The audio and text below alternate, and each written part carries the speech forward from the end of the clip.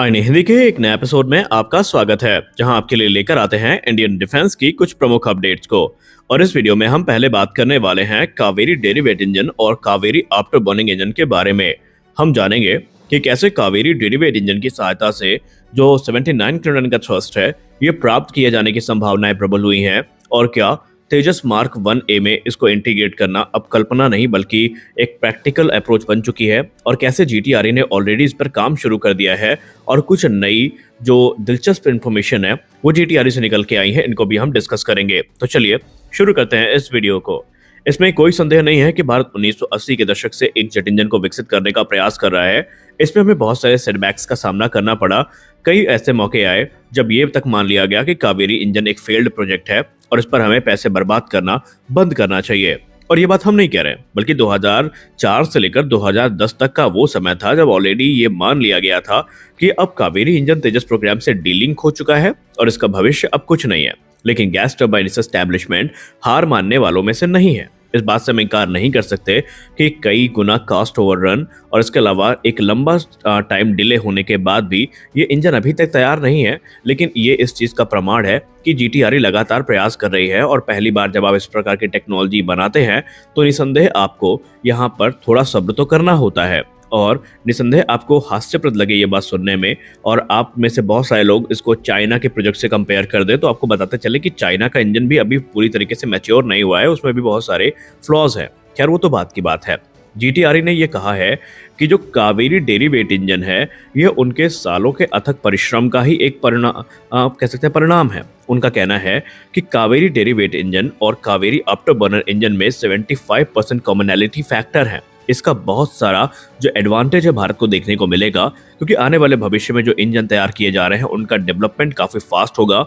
Cost काफ़ी कम होगी और प्रोग्राम का एक्सेलरेशन काफ़ी तेज़ होगा। क्योंकि हमने जो आज तक अध्ययन किया है, हमने जो एक्सपर्टीज प्राप्त करी है, हम उसको झोंकने के लिए तैयार हैं। उन्होंने कहा कि हमने बहुत सारी एडवांसमेंट कर ली है और अब ये इंजन अपने टेस्टिंग के अंतिम चरण में है, और कभी भी रशिया से इसको लेकर के एक बड़ी रिपोर्ट आ सकती है, क्योंकि ये इंजन इस समय रशिया में टेस्टिंग से गुजर रहा है, जहां पर एक रीवैलिडेशन ट्रायल चल रहा है, जहां पर कुछ अपग्रेड्स जो किए गए हैं, कुछ इंप्रूवमेंट जो करी गई हैं, उनको रियल लाइफ कंडीशंस में टेस्ट किया जा रहा है। अब अगर हम केडीई की बात करें, यानी कावेरी डेरिवेट इंजन की बात करें, तो ये नॉन आफ्टर बर्निंग वेरिएंट है कावेरी इंजन का, जो कि मुख्यतः घातक यूकैप और दूसरे स्टेल्थ प्रोग्राम को ध्यान में रखकर बनाया गया है। घातक यूकैप जो कि डीप स्ट्राइक मिशन को कॉन्टेस्टेड स्पेस में पूरा कर सकता है, उसको पावर करने के लिए यही इंजन यूज किया जाएगा। और अभी तक जो रिपोर्ट सामने निकल के आ रही है उसमें बताया गया है कि इसने मैक्सिमम जो थ्रस्ट गेन किया है वो 49 से लेकर 51 किलोन्यूटन के बीच में है, यानी कि अनमैन्ड सिस्टम की जो पावर रिक्वायरमेंट है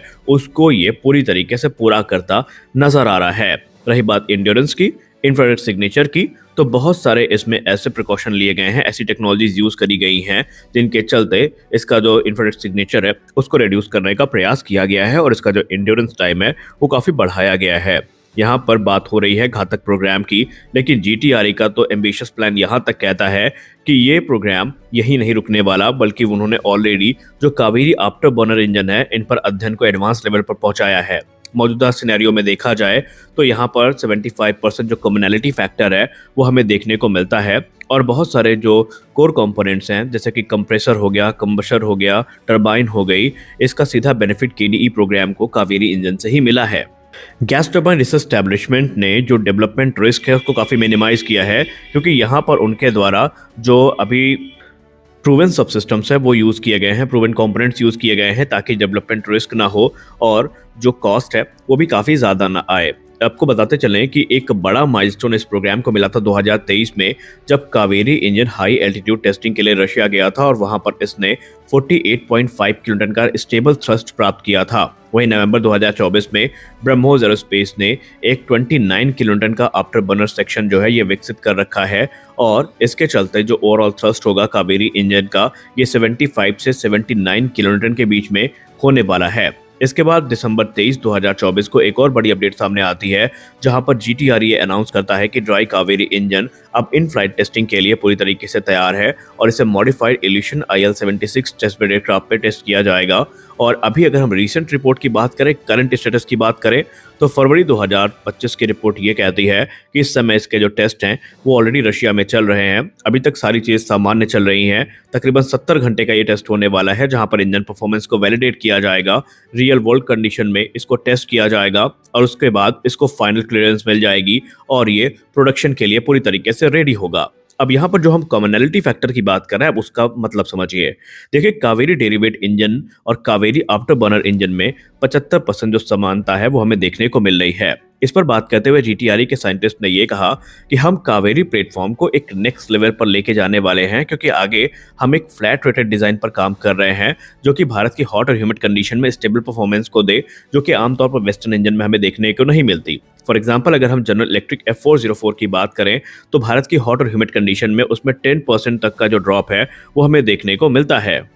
जीटीआरई के वैज्ञानिकों ने तो यहाँ तक कह दिया है कि इसकी जो स्टेबल परफॉर्मेंस है उसने हमें इस हद तक मोरालिटी बूस्ट दिया है, हमारे मोराल को बढ़ाया है कि अब हम लोग जो एक परिकल्पना थी कावेरी 2.0 को, उसको प्रैक्टिकल होता देख पा रहे हैं। उन्होंने कहा कि हम कावेरी 2.0 के लिए ऑलरेडी काम शुरू कर चुके हैं और ये इंजन 90 से 98 किलोटन का थ्रस्ट जनरेट करने में सक्षम होगा आफ्टर बर्नर के साथ में। और निसंदेह आप इसको सिर्फ तेजस मार्क 1A से जोड़कर देख रहे होंगे, लेकिन हमारा लक्ष्य ये है कि हम इसे तेजस मार्क 2 में भी इंटीग्रेट करेंगे और आज नहीं तो कल ये काम हम करके रहेंगे। और इसके कॉन्फिडेंस के पीछे की वजह ये है कि हमने ऑलरेडी जो अनुभव हमें चाहिए था वो हमने प्राप्त कर लिया है। हमने बहुत सारी लर्निंग्स ली हैं कावेरी प्रोग्राम से और उनका यूज़ करके हम एक फास्ट डेवलपमेंट टाइमलाइन को सेट करेंगे, जहां पर कावेरी आफ्टर बर्नर इंजन का इंप्रूव्ड वेरिएंट तैयार किया जाएगा जीटीआरई की तरफ से, और वो इंजन हमारे इंडिजिनस फाइटर्स को पावर करेगा और सही मायने में हमें आत्मनिर्भरता की राह में अग्रसर करेगा। इस प्रॉमिस के अलावा अगर हम देखें तो केडीई को बहुत सारे चैलेंजेस भी फेस करने पड़े हैं।